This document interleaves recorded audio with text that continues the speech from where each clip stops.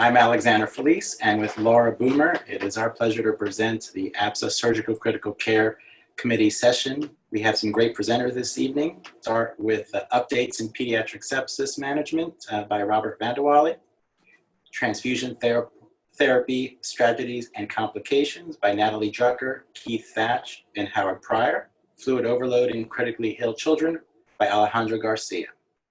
We'll start off with our case of a 4-year-old healthy girl who has had a 5-day history of fevers, non-bilious emesis, and non-bloody stools, complaining of severe abdominal pain. On physical exam, she weighs 15 kilograms, her heart rate is 176, her blood pressure is 80/40, her respiratory rate is 32, and her temperature is 35.3, with an oxygen saturation of 92% on room air.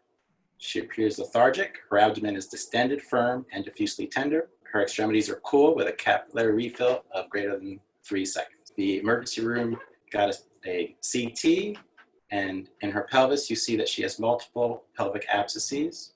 Robert, after this child arrives to your facility, what would your next steps in her care be? Along with diagnosis, a prompt determination of whether the patient is suffering from sepsis or septic shock is imperative. The key factors to obtaining the best outcomes in patients with sepsis is prompt recognition and rapid initiation of therapy. So Robert, how would you make a quick determination of sepsis? Traditionally, recognizing sepsis was based upon the patient meeting criteria for CRRs and then having a known or suspected infection. Depending upon the level of physiologic derangement, increasing severity of sepsis would be defined as severe sepsis or septic shock, noting that the presence of hypotension was not necessary to define septic shock. So utilizing these CRRs criteria seems straightforward. Are there any issues in using these definitions? Unfortunately, there is. In the adult population, the Sepsis 3 guidelines published in 2016 recognize that sepsis is much more complex than what a 2-step algorithm can predict, and that this algorithm is actually neither sensitive nor specific. The definition of sepsis in adults has therefore changed. Sepsis in adults is now defined as any life-threatening organ dysfunction. A new category, sepsis-induced organ dysfunction, is defined as any acute change in the patient's SOFA score of 2 points or greater from baseline. Septic shock is defined as any instance where circulatory or metabolic derangements increase mortality. This terminology is actually what is used in the most recent pediatric surviving sepsis guidelines. So this is an adult score, right? Are there any recognized issues in using this model in the pediatric population? Actually, there are. The Sepsis 3 model utilizes clinical criteria to make the diagnosis. Therefore, each physician's judgment will alter diagnostics. Additionally, SOFA scores are better for prognosis than early detection. In addition to all of this, in order to utilize these metrics in the pediatric populations, age-adjusted SOFA scores must be defined and validated. What are the best tools that we have available for the early detection of sepsis? Recognizing that early diagnosis and therapy is key, sepsis bundles are the best instruments that we have available for the rapid detection and treatment of pediatric sepsis.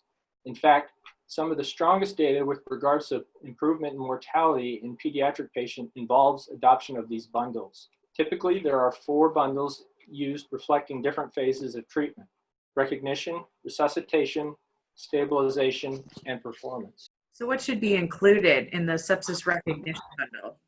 The recognition or trigger bundle typically includes age-adjusted vital sign criteria, as well as patient-specific details to determine high-risk populations. Patients deemed to be at high risk for sepsis should then be rapidly assessed by a physician for confirmation. If suspected sepsis is confirmed, the resuscitation bundle should then be initiated. The AAP does have sample bundles available on their website. It is expected that each institution will tailor their specific needs and capabilities based upon these templates. In our case scenario, a patient with a history of fever and abdominal pain, now with hypothermia, tachycardia, and hypotension, as well as a suspected infectious source for these physiologic derangements, meets the criteria for septic shock. So Robert, what would you recommend as the next steps in management? Ideally, our institution would have a resuscitation bundle in place at the time of the patient's presentation. The goal is to complete the resuscitation bundle within 1 hour of identification of suspected septic shock. This is aimed at normalizing heart rate, blood pressure, and capillary refill. Robert, can you tell me a little bit more about what interventions should be included in this resuscitation bundle? The resuscitation bundle begins with quickly obtaining intravenous access. In the event of significant hypotension or dehydration where peripheral venous access cannot be obtained, intraosseous or central venous access should be considered. This is followed by fluid administration and initiation of broad-spectrum antibiotics. When feasible, blood culture should be obtained prior to antibiotic therapy, but this should not delay antibiotic administration. What are the details about fluid administration during the resuscitation period of a patient with septic shock that we should know? Initial fluid resuscitation follows the 2017 ACCM guidelines and begins with 20 milliliter per kilogram boluses, either isotonic crystalloid or 5% albumin, and can include up to 3 boluses during the first hour of resuscitation. During this phase, hypoglycemia and hypocalcemia should be corrected, and a 10% dextrose-containing isotonic crystalloid should be started as maintenance fluid. Are there any additional recommendations available? Yes, the Pediatric Surviving Sepsis Guidelines recommend isotonic fluids such as lactated Ringer solution or plasma-lite over normal saline, given the increased risk for acidosis. These guidelines also favor balanced isotonic fluids over 5% albumin, but this is mainly due to cost consideration and availability. Due to fluid overload, the Surviving Sepsis Guidelines also consider local resource availability when administering fluid. At institutions where intensive care units are not available, boluses should not exceed more than 40 milliliters per kilogram in hypotensive patients. In those patients without hypotension, only maintenance IV fluid should be administered. So Robert, what are those signs of fluid overload that you may see during the initial resuscitation? This can sometimes be difficult to determine. While classic teaching includes findings of pulmonary crackles or jugular venous distension on examination, these are often absent or late in presentation. Current recommendations include assessment for hepatomegaly or advanced metrics, such as finding distension of the vena cava or atrial distension on ultrasound. If your initial fluid resuscitation is inadequate or fluid overload develops and there's still persistent shock, what is your next step? If shock persists after fluid administration, a catecholamine vasopressor should be added. While the ACCM guidelines stratify warm shock from cold shock based upon clinical factors for peripheral perfusion, recent data suggests that cardiac dysfunction can occur even in the presence of clinical signs of warm shock. As a result, the Surviving Sepsis Guidelines recommend utilizing advanced hemodynamic monitoring, such as arterial pulse wave analysis, echo, or NIRS, to evaluate for warm versus cold shock. So Robert, which vasopressor would you recommend we use first? This is still a question that does not have a definitive answer. Current data suggests that epinephrine or norepinephrine should be the first-line vasopressor used instead of dopamine. There is also weak evidence that suggests that epinephrine may actually be better. Given our patient's presentation of being consistent with cold shock, epinephrine is likely the best first-line vasopressor to use. And given a need for vasopressor use, ICU admission is required. How would you recommend we titrate vasopressors? This is also a question that does not have a definitive answer. While ACCM guidelines provide details regarding titration of vasopressors, also known as goal-directed therapy, there isn't robust evidence to suggest that any predefined endpoints are beneficial. As a result, the ACCM guidelines should be considered recommendations only. The Surviving Sepsis Guidelines weekly suggest vasopressin as a second-line agent and trending serum lactate levels to measure the effectiveness of resuscitation. What other steps are necessary in sepsis management? A unique role the surgeon plays in sepsis management is source control. Whether this is personally completing surgical control of infection or coordinating percutaneous procedures, source control is of utmost importance in the septic patient. While it is common to try and wait until a patient is completely stabilized to undergo source control, this practice may actually prolong the septic response. Therefore, the Surviving Sepsis Guidelines recommend obtaining source control as soon as it is deemed feasible. This includes early removal of any proven infected vascular device, with the only exception in those patients with no other possible sites for vascular access. In our patient, the surgeon should work in concert with local resources for possible percutaneous drainage of the intra-abdominal abscesses as soon as she is deemed stable to undergo the procedure. What if our patient, despite the mentioned interventions, remains in shock? The ACCM guidelines provide an excellent list of possible causes of ongoing hypotension or shock despite fluid resuscitation and vasopressor use. These include inappropriate source control, tension physiology such as pneumothorax or pericardial effusion, blood loss, and adrenal insufficiency. When should corticosteroid therapy be considered? In patients with pre-existing adrenal insufficiency, stress dose steroids are appropriate. The use of corticosteroids in other scenarios is not as clear. The surviving sepsis guidelines recommend against their use when fluid and vasopressors are enough to treat septic shock. When fluid and vasopressors are insufficient, these guidelines are equivocal on their use. If our patient requires intubation, what are the current guidelines? Regarding mechanical ventilation, the Pediatric Surviving Sepsis Guidelines provide several recommendations. Due to the risk for adrenal suppression, etomidate should not be used for intubation. And while inhaled nitric oxide should not be used routinely in septic patients, it can be considered as a rescue therapy. For patients that develop pediatric acute respiratory distress syndrome, typical ARDS settings, including high PEEP, should be used, and both prone positioning and paralytics can be used in severe cases. They were unable to make any recommendations regarding the use of recruitment maneuvers or specific ventilator modes. Did the surviving sepsis guidelines provide any recommendations about blood transfusions? In the hemodynamically stable patient without evidence of bleeding, there are recommendations against transfusion thresholds for platelets and fresh frozen plasma. Similarly, for a hemodynamically stable patient, blood transfusion should only be considered if the hemoglobin is less than 7. Are there any other recommendations from the new Pediatric Surviving Sepsis Guidelines? There are actually over 70 specific guidelines provided. Some of the more pertinent ancillary recommendations include not withholding enteral feeding based solely upon ongoing vasopressor use and delaying TPN up to 7 days from admission in the well-nourished patient. Currently, there is no evidence that any special formulas or supplements, both enteral or parenteral, are of benefit in septic patients. In addition, the routine use of IVIG, stress ulcer prophylaxis, and DVT prophylaxis are not recommended. So what about extracorporeal support modalities? The surviving sepsis guidelines address plasmapheresis, renal replacement therapy, and ECMO.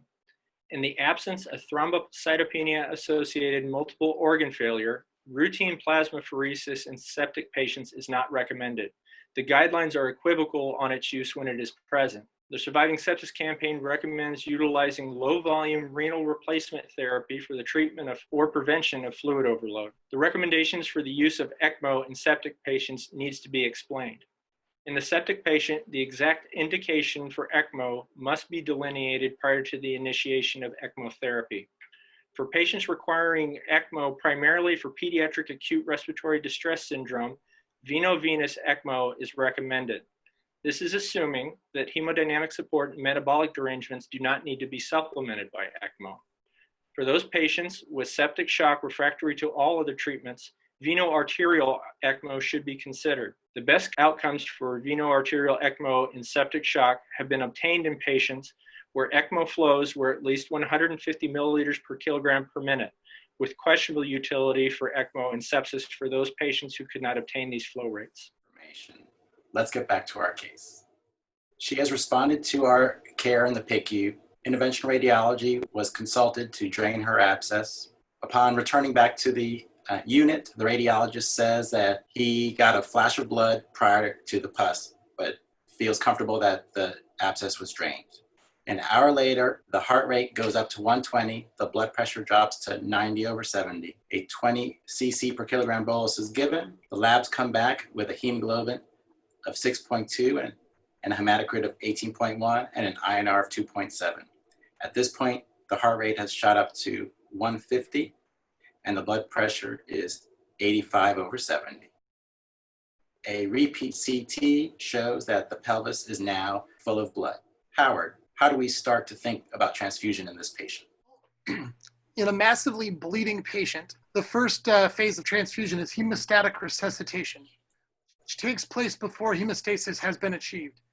In kids, replacement volumes greater than 40 milliliters per kilogram are considered massive transfusions.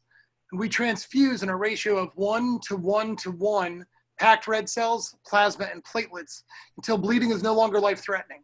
Transfusing FFP and platelets with packed red cells mimics whole blood administration and aims to reduce acute coagulopathy of trauma.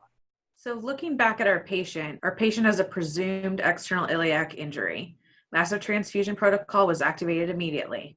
Natalie, what complications should we worry about during the hemostatic phase of resuscitation? Complications frequently encountered during the hemostatic phase of resuscitation can be discussed in the terms of the familiar triad of death.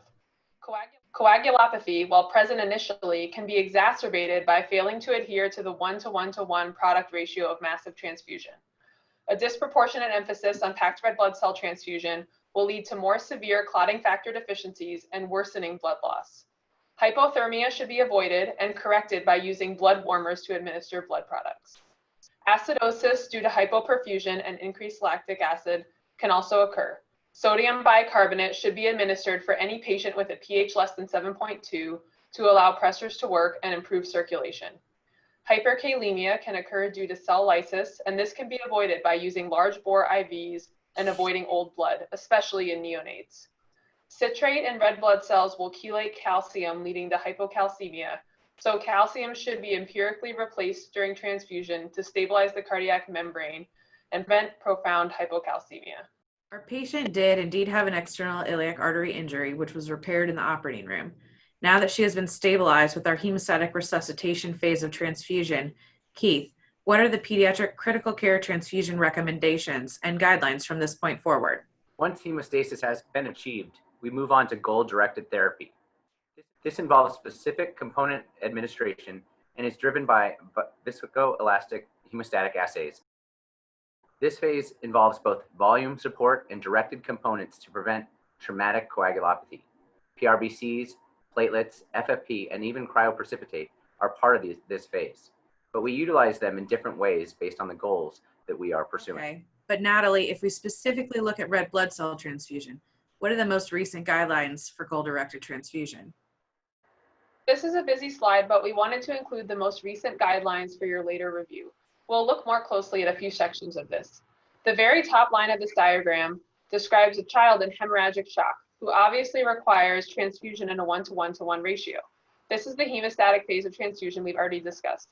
But now let's hone in on the critically ill child who's no longer in shock.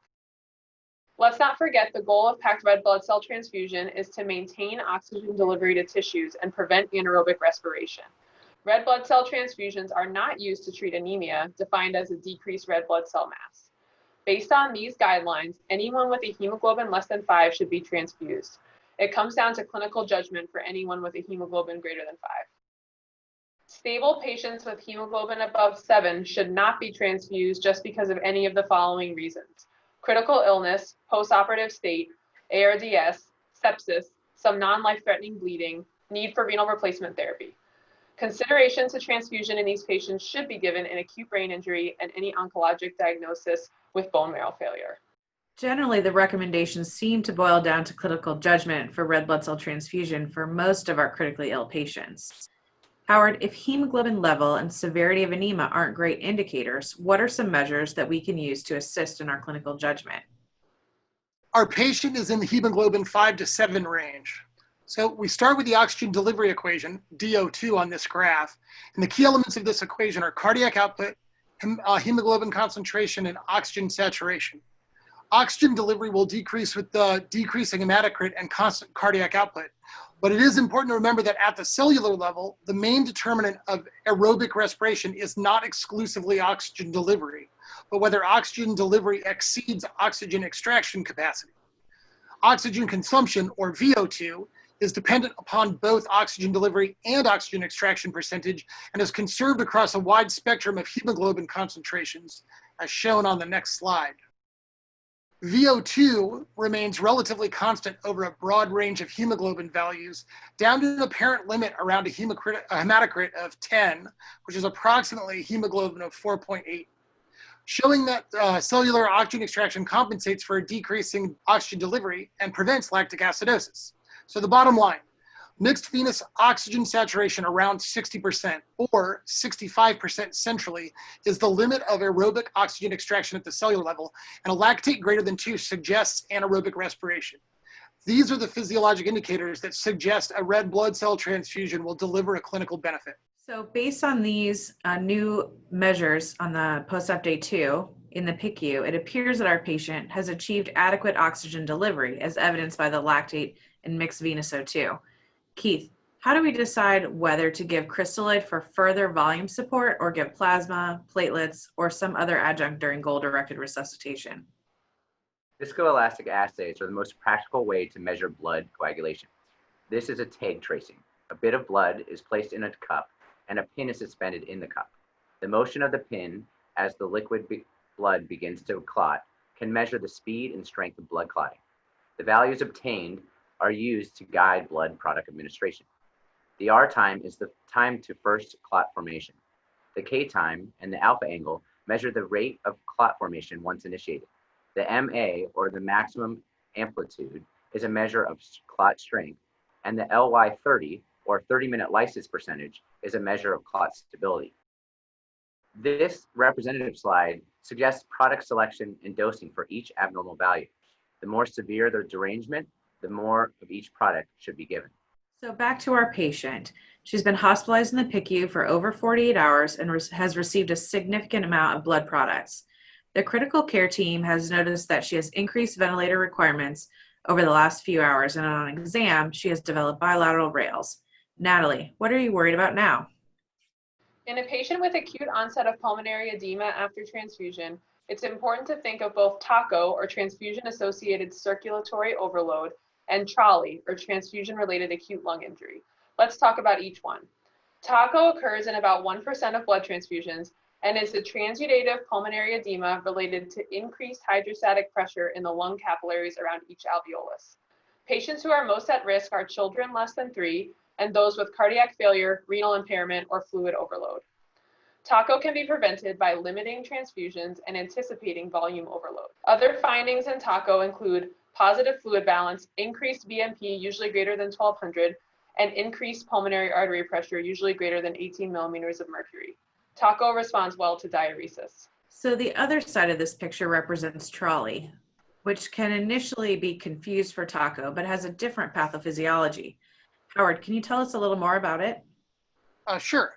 TRALI presents similarly to TACO with new dyspnea, tachypnea, and rales within 6 hours of transfusion. TRALI typically occurs after FFP transfusion due to a 2-hit phenomenon where host neutrophils are primed by their illness and then transfused with donor antibodies. TRALI is an exudative protein-rich pulmonary edema with an incidence of 1.8 per 100,000 transfusions. Patients with TRALI have normal pulmonary artery pressure and should be treated by ARDS-NET principles of low tidal volumes and permissive hypercapnia. TRALI does not respond to diuretics. Okay, so let's take our case in a slightly different direction. Our patient has been in the hospital for a week now and appears to be fluid balanced. Her hemoglobin has drifted to 5, and we have decided to transfuse her with our goal-directed therapy. Keith, what other transfusion complications do we need to worry about? Transfusion complications can be broken down into systemic complications and those that are component specific. The systemic ones include transfusion-transmitted infection, allergic reaction, febrile non-hemolytic transfusion reaction, transfusion-related immunomodulation, and alloimmunization. Natalie, what do we need to know specifically about transfusion-transmitted infection? While historically transmission of viruses such as hepatitis and HIV were the most common, testing has essentially eliminated this risk. Bacterial contamination of blood products is the most common now. There are somewhere between 0.2 to 7.4 events of transfusion-transmitted infection per million units of blood products, with platelets most commonly being implicated at 1 to 2 to 3,000 units. Contamination is less common with apheresis-obtained units. The most common pathogen is a staph species from skin contamination. CMV transmission is still a risk as 50% of donors are seropositive. Transfusion-transmitted infection prevention involves following transfusion guidelines, using blood within 4 hours, and leukocyte reduction practices during component isolation. Howard, now our patient has developed hives and lip swelling. What should we worry about with allergic reactions? Allergic responses are typically IgE mediated and consist of hives with a small risk of anaphylaxis. Allergic reactions are generally donor-specific, which is another reason why it's best to use blood from the same donor as much as possible.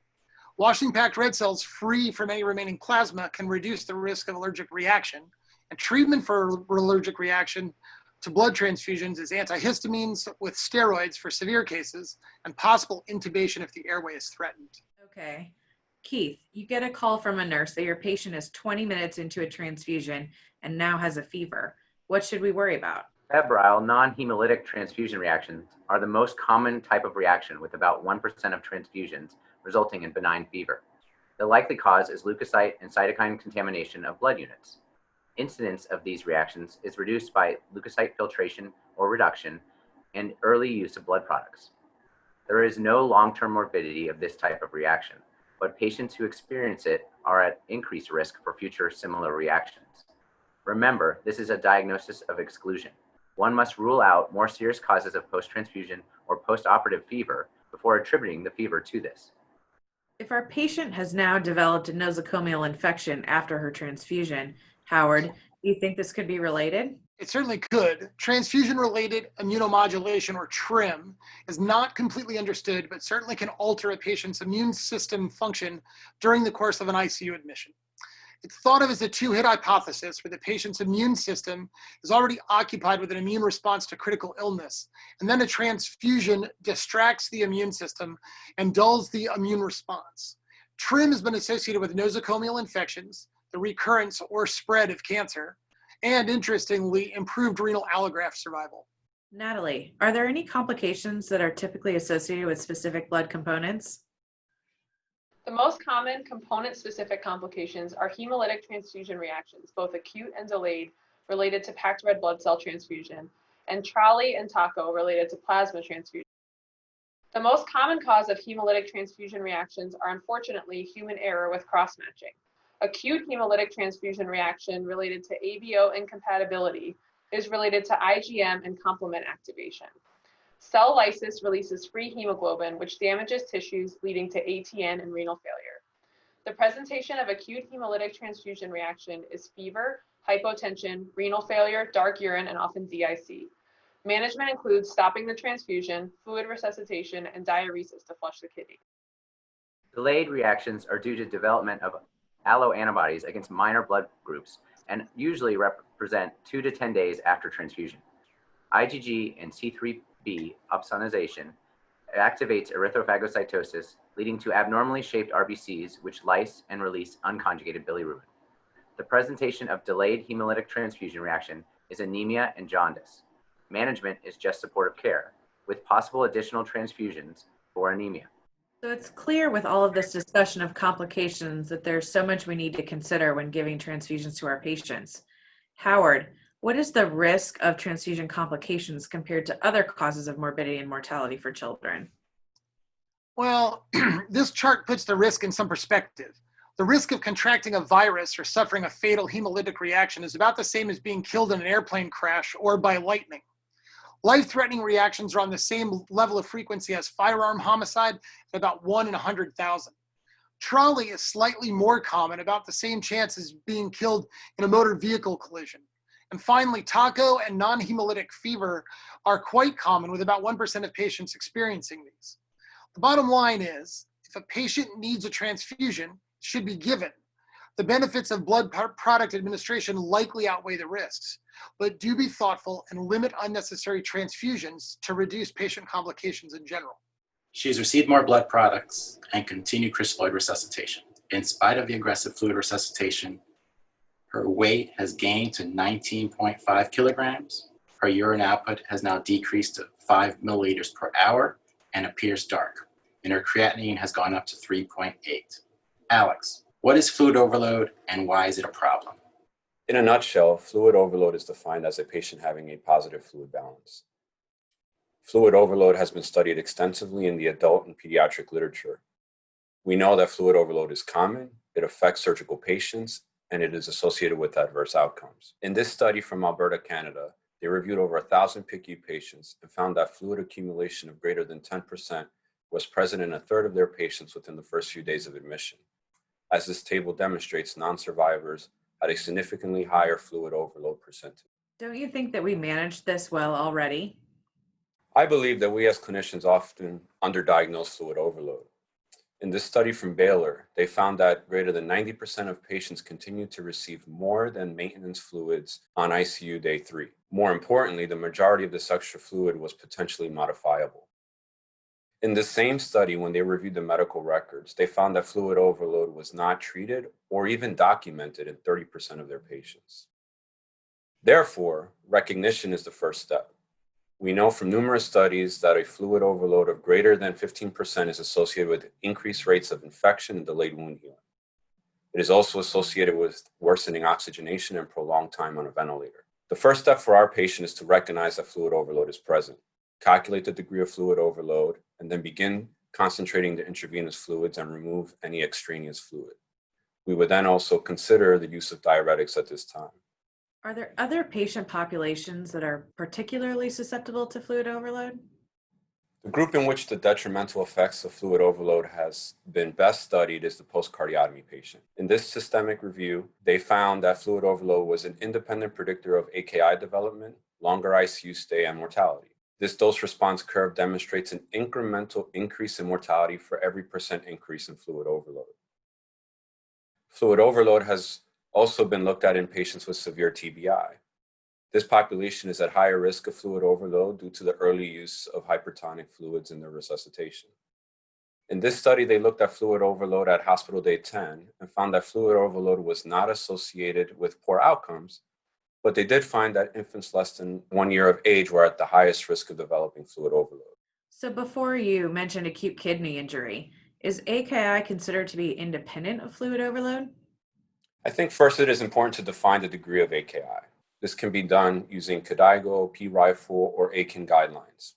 It is important to measure AKI on ICU day 3 because this actually reflects the degree of kidney injury. We know that AKI is common and with a 30% incidence in critically ill children. The causes can be multifactorial, but they can also be modifiable. AKI is associated with a longer ventilation time, hospital stay, and mortality. With our patient, AKI is a major concern given her elevated creatinine and oliguria, which has been associated with poor outcome. In this study from Atlanta, they found that having AKI or fluid overload was independently associated with poor outcomes. But when both were present simultaneously, they had a synergistic effect and the outcomes were much worse.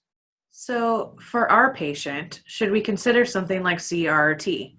Is she an appropriate candidate, and when would it be appropriate to start? Continuous renal replacement, or CRRT, is a great adjunct when medical management of fluid overload has failed. It allows us to carefully titrate fluid and solute removal.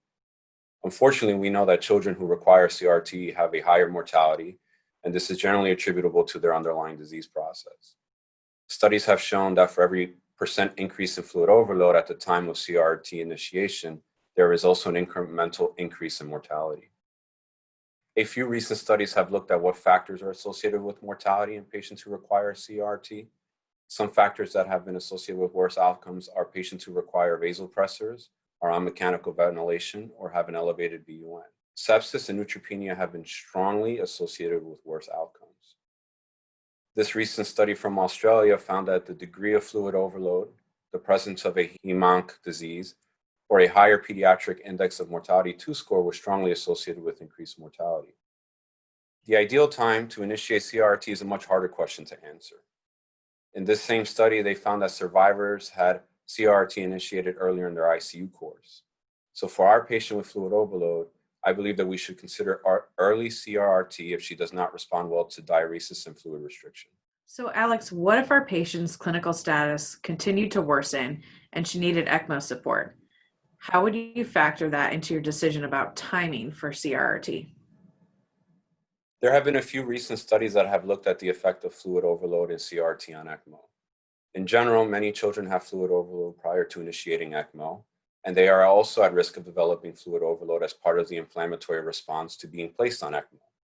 Studies have shown that the initial and peak fluid overload on ECMO is associated with a longer time on mechanical ventilation, longer ECMO runs, and increased mortality. It also appears that ECMO survivors tend to have CRRT initiated earlier in their run. Are there any other options for renal replacement therapy besides CRRT? I think the main options for renal replacement in our patient are peritoneal dialysis and CRRT. CRRT itself comes in many different flavors depending on the need for hemofiltration and/or dialysis. There are many pros and cons to PD or CRRT use. PD is great because it obviates the need for anticoagulation, avoids having to obtain vascular access, and is of lower cost. The downsides to PD include the lack of being able to accurately titrate fluid removal. It's a high risk of infectious complications, including peritonitis. It requires surgical placement with the need to allow sufficient time for wound healing, and catheter malfunctions occur commonly. CRRT is great because it is easily titratable and can be initiated at the bedside. The downsides include a high cost. It can be challenging to initiate and run in infants. It carries the risk of catheter-associated line infection and requires anticoagulation and exposure to blood products. She's now making great urine spontaneously and her creatinine has normalized. Her abdomen is closed and she can transfer to the floor. So in conclusion, early diagnosis and goal-directed therapy improves morbidity and mortality in sepsis. Use of current guidelines has been shown to also improve morbidity and mortality in sepsis. Appropriate product ratios for massive transfusion should be followed, and they consist of 1:1:1 ratios. The indications for packed red blood cells at a minimum should be a hemoglobin of less than 5, an SVO2 greater than 65, and a lactate greater than 2. Early awareness of fluid overload and prevention of AKI is critical. Renal replacement therapy should be considered early in patients with refractory and severe fluid overload. I'd like to thank all our speakers for their great talks. I'd like to thank our audience for your attention.